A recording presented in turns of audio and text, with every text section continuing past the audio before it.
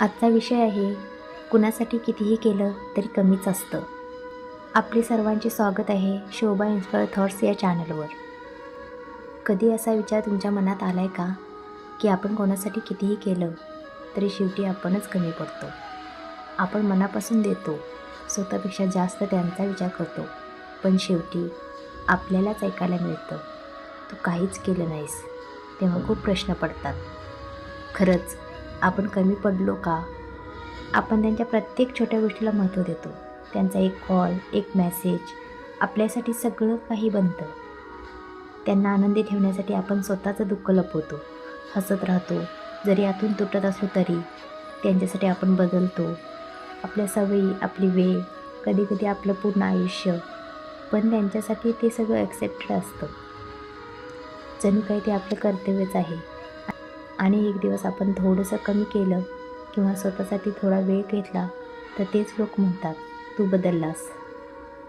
कोणी विचारत नाही की आपण का बदललो, काय सहन केलं, किती वेळा स्वतःला तुटू दिलं. खरं सांगायचं तर आपण कधीच कमी पडत नाही. आपण फक्त चुकीच्या लोकांसाठी जास्तच देत असतो. ज्यांना तुमची किंमत कळते त्यांच्यासाठी तुमचं थोडंसंही खूप असतं, आणि ज्यांना कधीच कळत नाही त्यांच्यासाठी तुमचं सगळं देणंही नेहमी कमीच वाटतं.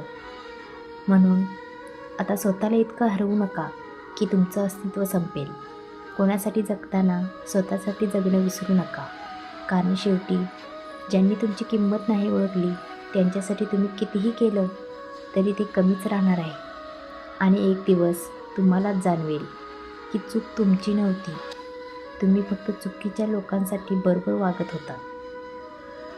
आपण कमी नाही, आपण फक्त जास्त दिलं चुकीच्या लोकांना.